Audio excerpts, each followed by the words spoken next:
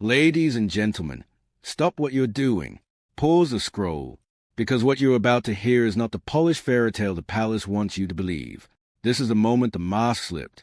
The moment centuries of tradition, protocol, and carefully staged pageantry collided with raw, unfiltered human tension, and one of the most powerful women in the royal family refused to look away. It happened at the Garter Day procession, that ancient, glittering ritual where knights in velvet and plumes process through the grounds of Windsor under the watchful eyes of the world. Cameras were rolling. Crowds lined the routes. The king and queen were present. The Waleses were there. And little Prince Louis, energetic, curious, and completely unaware of the storm about to break, was walking near the adults, as royal children sometimes do on these grand occasions. What no one expected was the shove. According to multiple accounts circulating among those who were close enough to see, Queen Camilla made a sudden, sharp movement toward the young prince.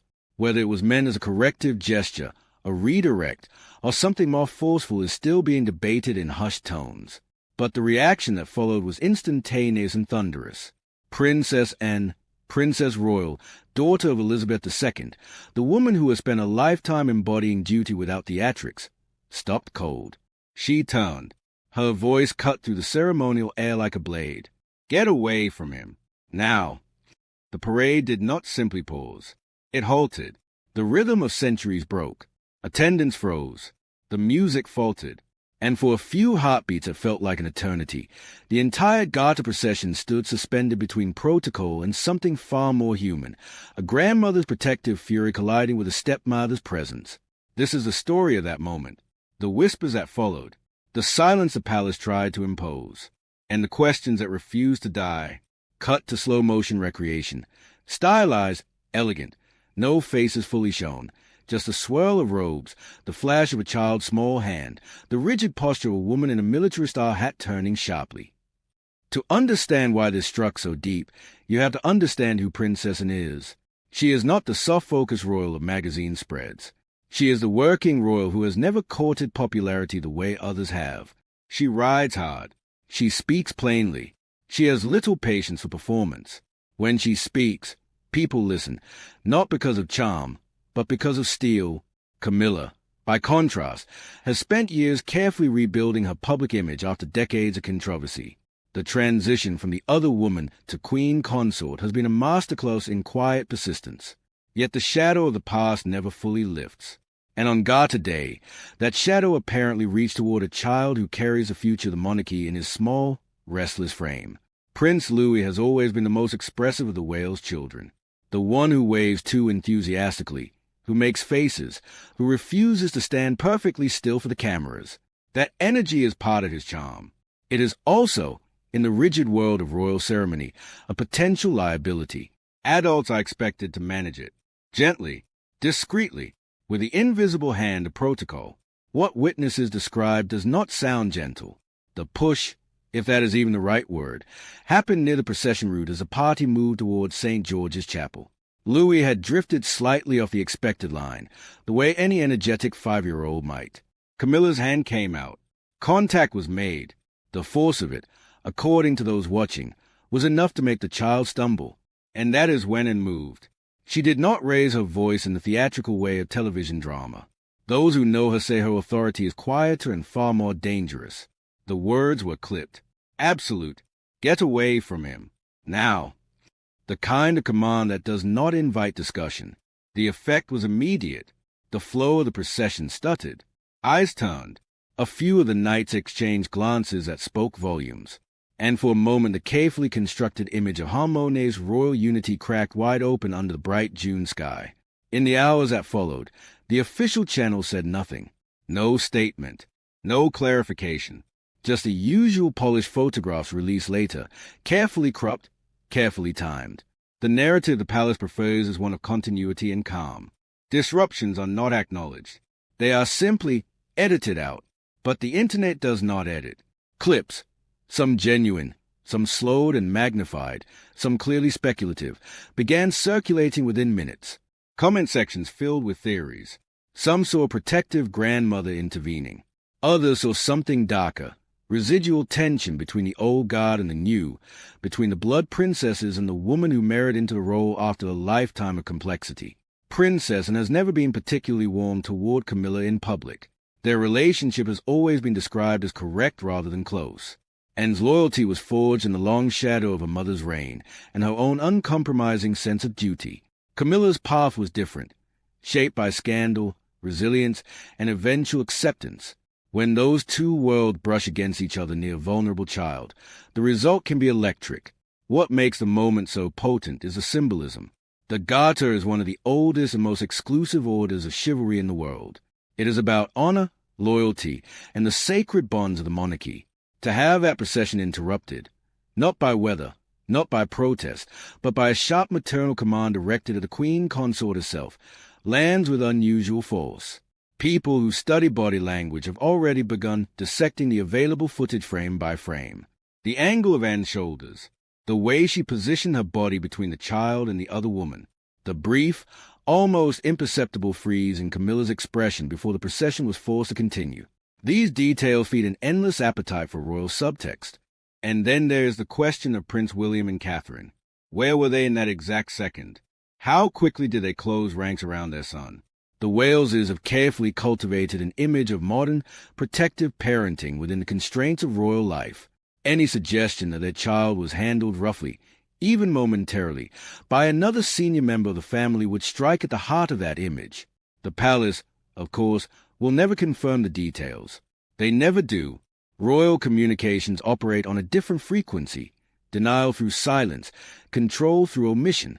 Yet the very fact that the story has legs suggests something real enough to unsettle the usual machinery of image management. What we are left with is a single frozen tableau, a ceremonial procession interrupted by a voice that cut through centuries of tradition, a child who may not fully remember the moment, a queen whose every public gesture is scrutinized for residual echoes of the past, and a princess who has never been afraid to put duty and family blood first. In the days that followed, the official photograph showed smiles. The king looked composed. Camilla performed her role with a practiced grace she has perfected, and appeared, as she always does, upright and unsmiling in a way that signals she is not there for the performance.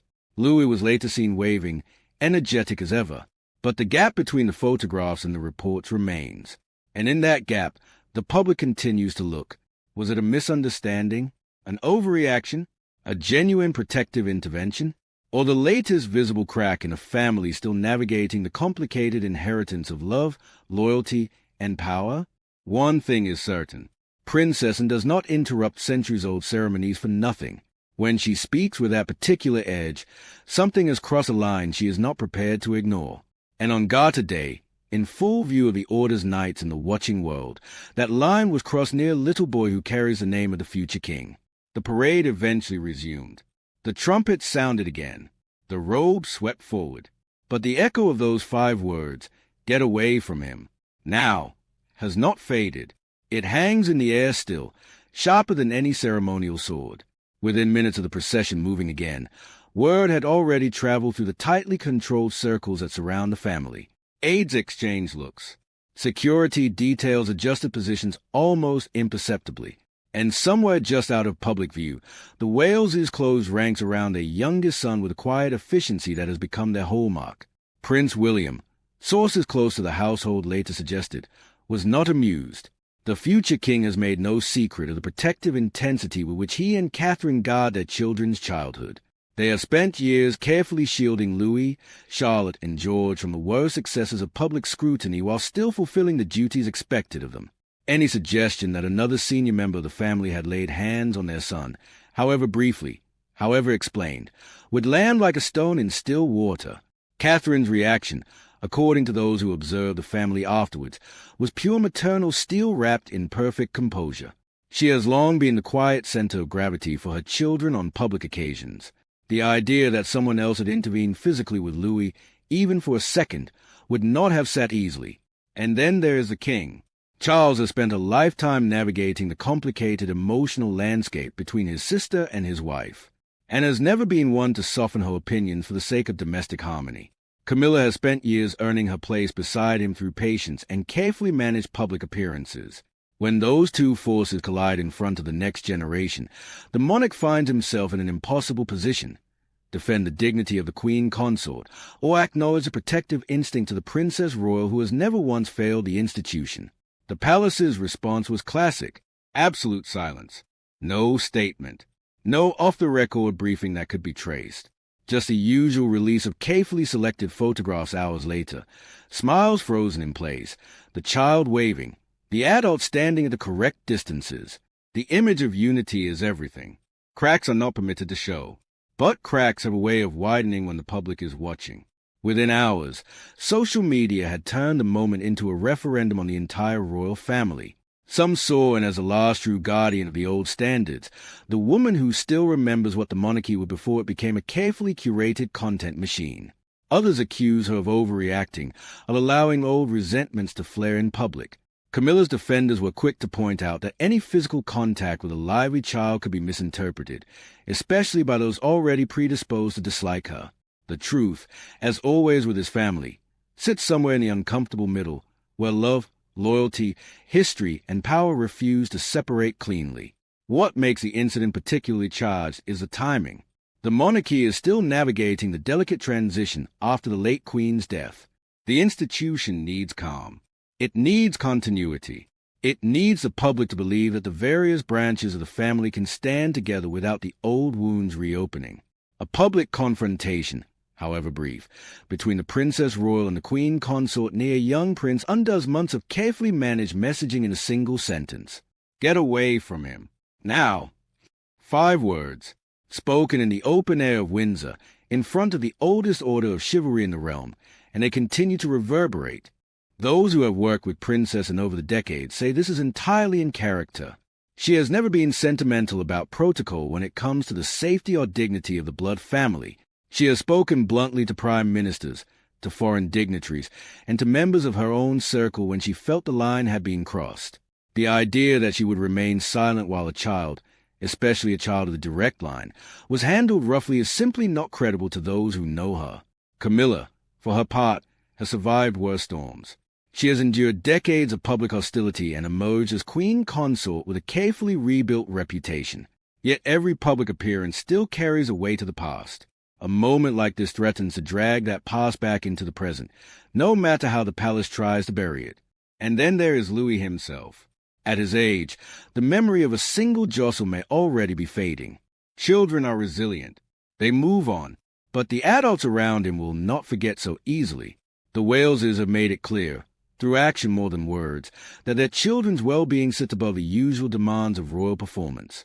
Any incident that appears to test that boundary will be noted, remembered, and quietly factored into future decisions about proximity and access. In the days that followed, the official diary continued as if nothing had happened. Engagements were kept. Smiles were produced on cue. The Garter ceremony itself was declared a success in the usual measured language of court circulars. Yet beneath the surface, the conversations were different, private, careful, and, if the whispers are to be believed, more pointed than the public will ever be allowed to hear. Some royal watchers have begun to ask the larger question: how stable is a carefully constructed peace between the different generations and branches of this family? The late Queen held the center with a unique combination of authority and restraint.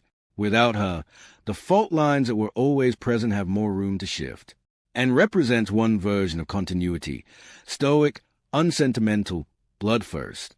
Camilla represents another, resilient, adapted, chosen. When those versions collide near the children who will inherit everything, the result is never simply personal. It becomes institutional. The public, of course, remains divided. Some see the incident as proof that the old protective instincts still burn brightly in the senior ranks. Others see it as evidence that the family remains as complicated and combustible as ever, no matter how many glossy photographs are released. What cannot be denied is the power of the moment itself. In an age when every royal appearance is choreographed to the second, a genuine interruption, driven by instinct rather than schedule, cuts through performance like nothing else. It reminds people that beneath the robes and the titles and the ancient rituals, there are still human beings capable of sudden, unscripted feeling. Princess did not plan to halt the Garter Parade. She simply refused to look away when she believed the line had been crossed. And in that refusal, she reminded everyone watching that some things still matter more than the perfect picture. The trumpets have long since fallen silent. The robes have been put away. The knights have returned to their ordinary lives. But the echo of that sharp command remains. Get away from him. Now. 5 words that briefly stopped centuries of tradition in its tracks. 5 words that the palace will never officially acknowledge. And 5 words that continue to ask the question the institution would prefer remain unspoken. When the performance cracks, what is left underneath? What do you think really happened that day? Was Princess right to intervene? Or is this another chapter in a family still learning how to live with its own history? Drop your thought below. The conversation is only just beginning.